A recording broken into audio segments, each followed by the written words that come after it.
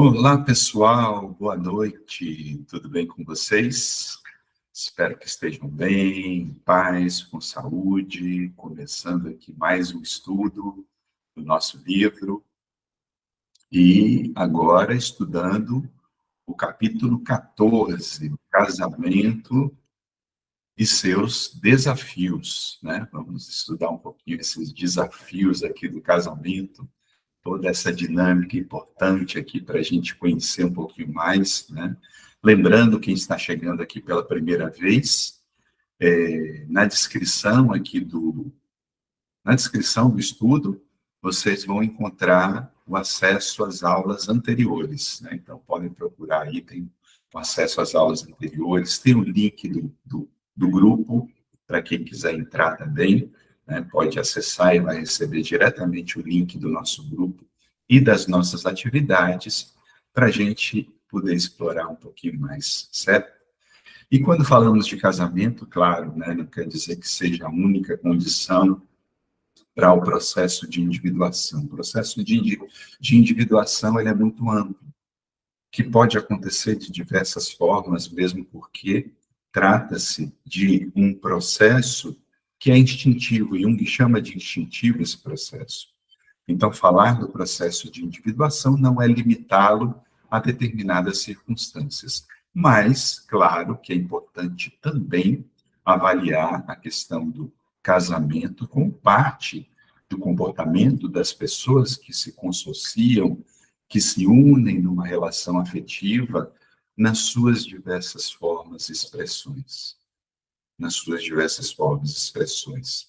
E entender como podemos construir uma relação saudável, né? Porque esse é o nosso propósito, esse é o nosso objetivo. Então, começando, claro, as nossas reflexões, a gente vê que em meio a tantas crises que vivemos, individuais, coletivas e planetárias, os relacionamentos não ficariam isentos.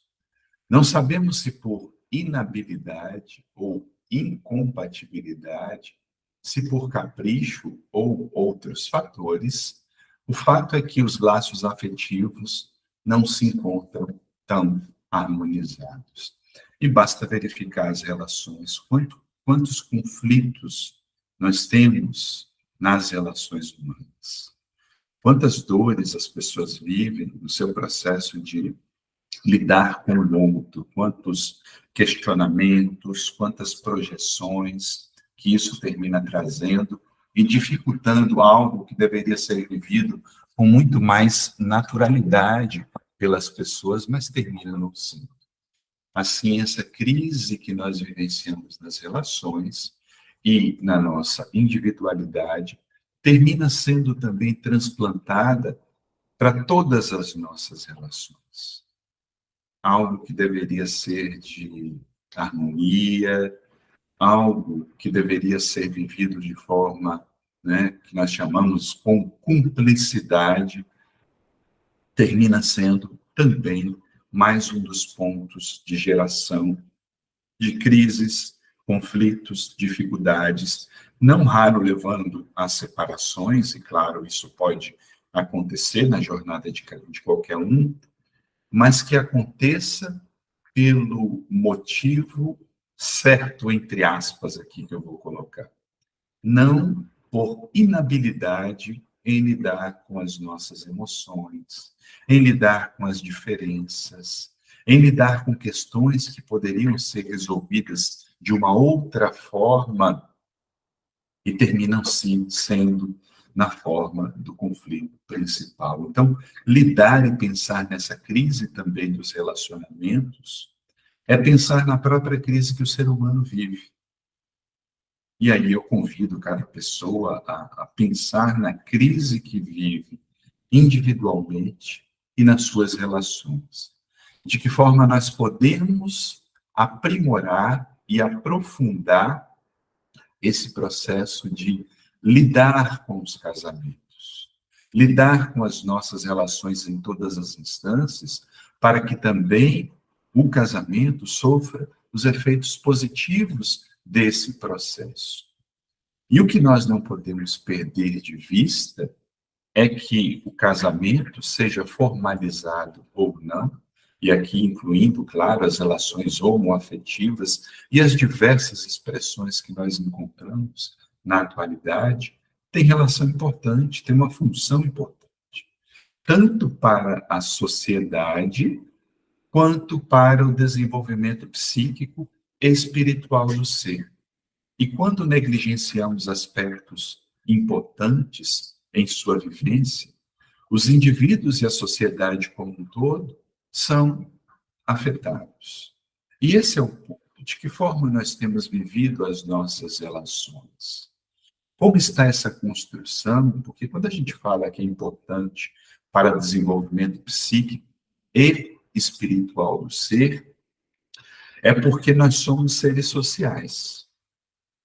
E se somos seres sociais, a forma como temos nos conduzidos nas nossas relações dizem respeito também a como temos crescido como indivíduos. Quantas questões nós projetamos nas outras pessoas? Quantas crises, às vezes, a gente traz, por exemplo, das nossas vivências anteriores e não nos damos conta. E isso termina sendo um processo que dificulta uma vivência mais madura, porque terminamos por projetar as nossas próprias questões e dificuldades. Tudo aquilo que nós não pacificamos em nós termina sendo levado também às nossas relações como um todo.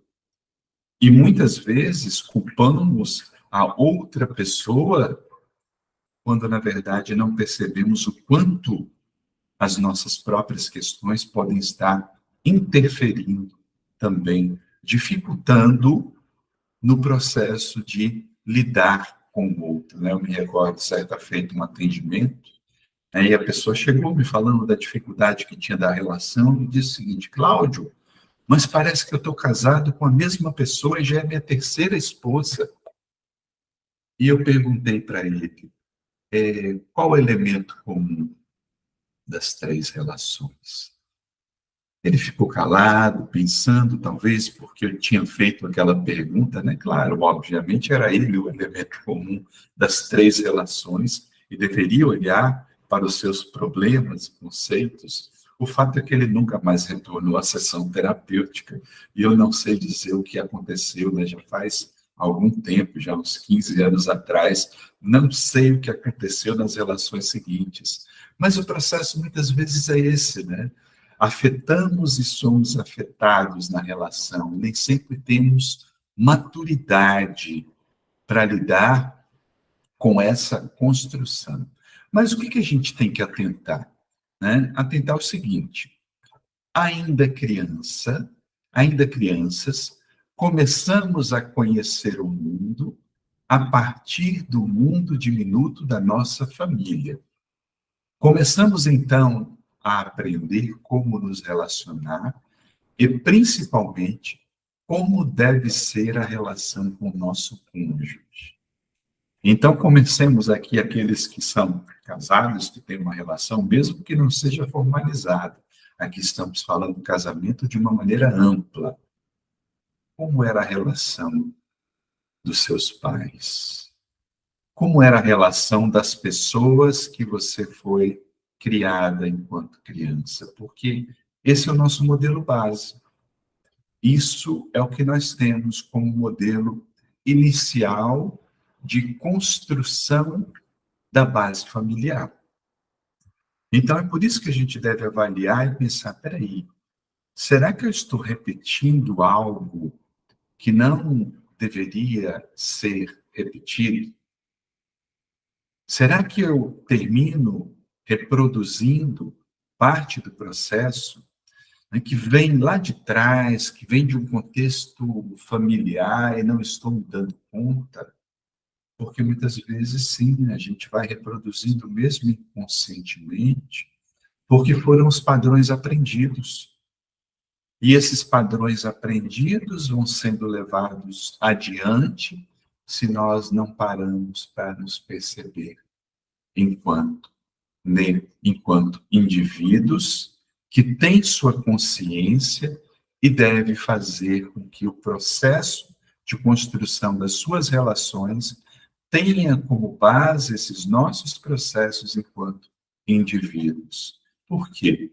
Quando o relacionamento entre os pais é deficitário, negligenciando aspectos relacionais importantes, isso poderá deixar graves marcas na personalidade. Enquanto estivermos presos às nossas feridas da infância, a qualidade dos nossos relacionamentos será afetada e projetaremos as nossas questões em aberto nas pessoas próximas. E aí fica a questão, como era a relação entre aqueles que nos cuidaram, né? Repito o questionamento, porque é um questionamento importante para a gente pensar. Havia troca afetiva, se falavam com cuidado, com respeito, se abraçavam, se beijavam.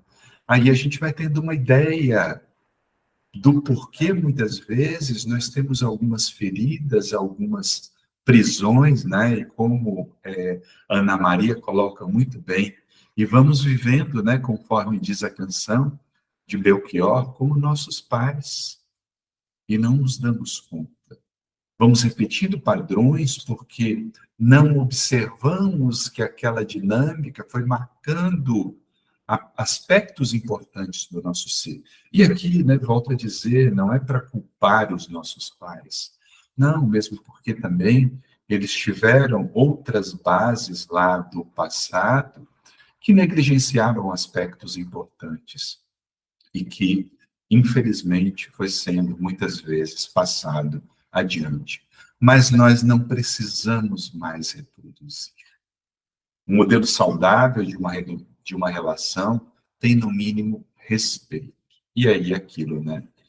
Não é normal falar e ser o objeto da fala do outro com agressividade.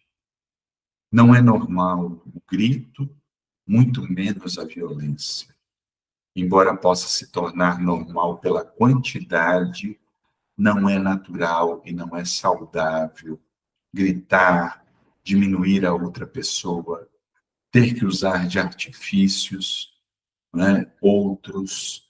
Não é normal a relação não ter espaço para o processo de construção da nossa individuação, da vivência de uma individualidade mais ampla. Não é normal que o casamento não se transforme também em uma instância onde vamos viver o nosso processo de individuação. E é por isso que isso, assim, né, sem processo de autoconhecimento, cedo ou tarde, nossos relacionamentos sofrerão as consequências. Ou porque entrarão em crise, ou porque nem cheguem a acontecer, né? Como eu disse, não é essencial ser casado, ter uma relação íntima com outra pessoa, para você fazer o seu processo de individuação. Agora, se isso não acontece, por falta de um processo de autoconhecimento, pelos nossos medos, pela nossa dificuldade de se relacionar, aí temos um problema. Temos um problema por quê? Porque não estamos cuidando das questões da alma e dificultando a vivência mais ampla e profunda da nossa própria afetividade. Aí temos um problema. Temos um problema porque essas vivências estão escondendo partes nossas que deveriam ser desenvolvidas. Temos um problema porque não há um respeito da individualidade de cada pessoa dentro da construção da relação. E esse é o ponto. Casamento também deve ter como base a construção de um espaço de individuação. Individuação. Aí eu volto. A nossa relação, né, para aqueles que se relacionam, seja um casamento, seja morar junto, da forma que for, tem se transformado também num campo e num espaço para a vivência da nossa individuação. Eu me transformo na pessoa que nasci para ser e também permito e até também sirvo como ponte para que o outro se transforme, a outra pessoa se transforme também nela mesma, porque, como questiona James Hollis, não crescer durante o casamento é desastroso. A mera longevidade no casamento não é necessariamente algo para celebrar, pois, né, e aí vem o grande questionamento, o que aconteceu com as almas das pessoas envolvidas ao longo do caminho? Claro, muitas vezes aquilo não quer dizer que seja uma relação, ou deva ser uma relação sem problemas. Temos, e é natural que tenhamos as nossas divergências, mas deveria também ser natural construir um espaço de diálogo para crescer a partir das nossas divergências. Estamos crescendo, olhando para um espaço em comum, construindo metas em comum e também vivendo as nossas metas individuais durante esse processo, porque se isso não está acontecendo, deve ser um objeto de reflexão. Por que não está acontecendo isso? Por que não estou vivenciando essa construção mais saudável para que tenhamos um espaço para o crescimento, tenhamos um espaço para viver os nossos sonhos, tenhamos o espaço para alimentarmos os sonhos uns dos outros, não é? E lembrando, como lembra a Leninha aqui, né? Não somos, como diz a canção, metade da laranja, não. Somos seres completos. E que esse amor que se junte venha, como Iris costuma dizer, venha para transbordar amor. Não com o desejo de completar, porque o desejo de completar termina sendo aquela ânsia infantil de reconhecimento, daquilo que a psicanálise chama da procura do grande outro, da procura da projeção, da ânsia pelo outro para que complete minha vida. Quando a individuação nos chama a nos completarmos, somos seres completos em essência. Agora, a gente precisa fazer a nossa parte. E, né, muitas vezes, né, se a gente continua carregando, né, essa ânsia de se libertar de feridas emocionais da vivência familiar, isso desvia a atenção a etapas importantes da construção da relação. Se eu trago e alimento essas ânsias de me libertar de feridas emocionais da vivência familiar e projeto isso na construção do casamento, aí existe grande probabilidade de eu não estar vendo a outra pessoa como ela é. E aí, muitas vezes, posso tomar como sendo um engano, um engodo. Ah, mas eu casei com a pessoa pensando que era uma coisa e é outra coisa, né? Eu costumo brincar dizendo que no PROCON, uma das maiores queixas que tem de propaganda enganosa é o casamento. Olha, casei pensando que era uma coisa, mas é outra. Mas será que eu também não sou uma propaganda enganosa? A gente tem que observar isso. É claro que a convivência traz aspectos da sombra. Por quê? Porque no casamento, nas relações continuadas, nós vamos nos mostrando. A gente vai abrindo mão da persona. Não dá para esconder o tempo todo aspectos da nossa personalidade. A gente pode esconder durante algum tempo de algumas pessoas, mas não consegue esconder o tempo todo de todas as pessoas. E esse é um ponto importante, não é? Se eu fico tentando esconder características, em algum momento a máscara cai. E no casamento isso acontece. Por quê? estamos ali lidando, não é? Às vezes nos contemos em determinadas instâncias, como, por exemplo, no trabalho, mas no dia a dia, aqueles aspectos da sombra vão se manifestar como é natural. E aí vem aquele ponto, né? A pergunta, mas o que fazer então? O que fazer para acertar? Né? Como as pessoas costumam perguntar, né? Tem até alguns questionamentos, né? Alguns perguntam, como poderemos acertar se não tivermos modelos para onde seguir? Onde nos perdemos, e com isso perdemos a hora do encontro? E algumas pessoas ainda vão além, mas será que, né, ele coloca entre aspas assim, mas Cláudio, será que eu tenho dedo podre, não sei escolher relação, porque só me aparece pessoa nesse tipo de comportamento, nesse tipo de situação? E aí é preciso olhar para a própria sombra para ver o que a gente está projetando. Volta lá para o ponto anterior. Será que nós estamos projetando a cura das nossas feridas a partir de uma outra pessoa? E na ânsia de encontrar o outro, a outra perfeita, não estamos deixando de olhar para nós mesmos? Porque quanto maior a ânsia, quanto maior a idealização, maiores chances nós temos de não perceber a outra pessoa na sua totalidade. Enquanto seres humanos, nós somos luz, mas também nós temos as nossas áreas de sombra.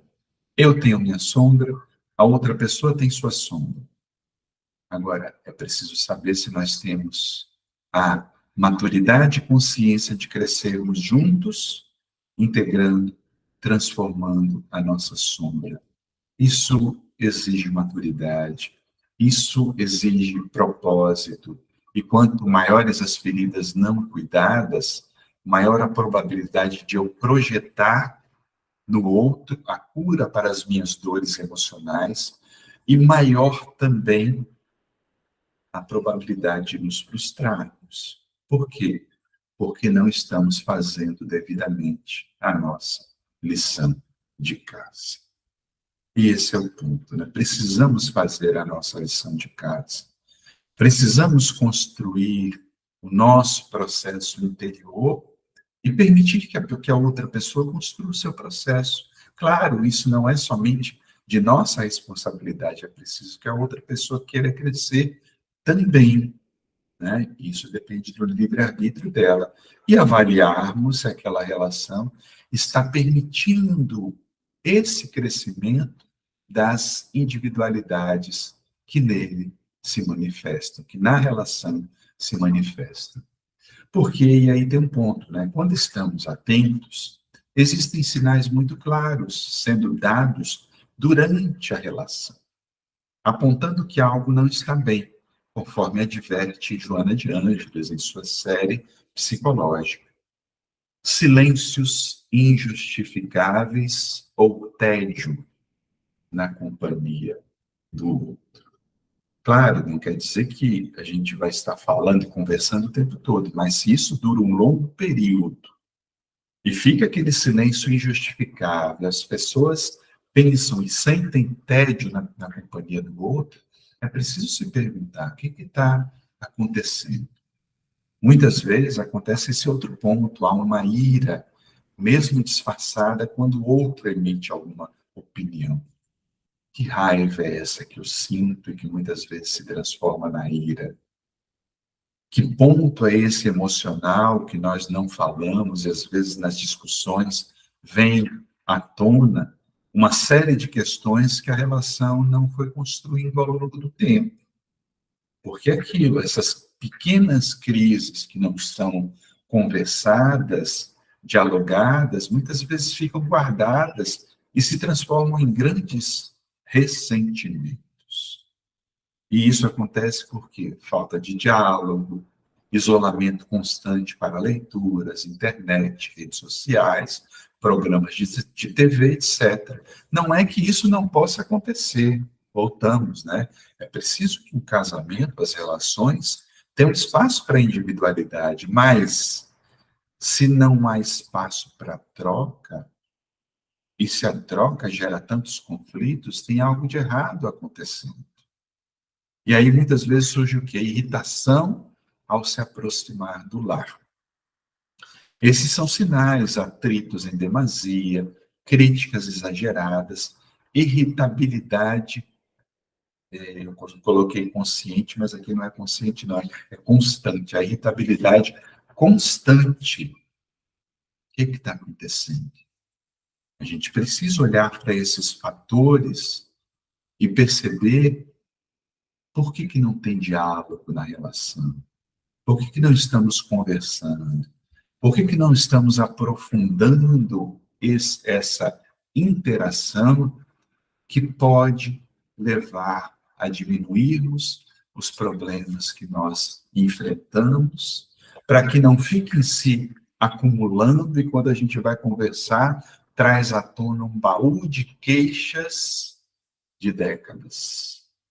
De décadas. E aí aquilo que era para ser uma vivência afetiva profunda, muitas vezes vai se transformando num espaço de dores, dificuldades, ressentimentos, projeções e até transtornos, a depressão que vai se sustentando e quando começam a aparecer, né, se tem a geração de filhos, outros problemas, outros desafios, porque muitas vezes não estamos devidamente preparados ou maduros para lidar com o papel de pai ou mãe, a dificuldade de dividir as responsabilidades de cada um, enfim, uma série de desafios.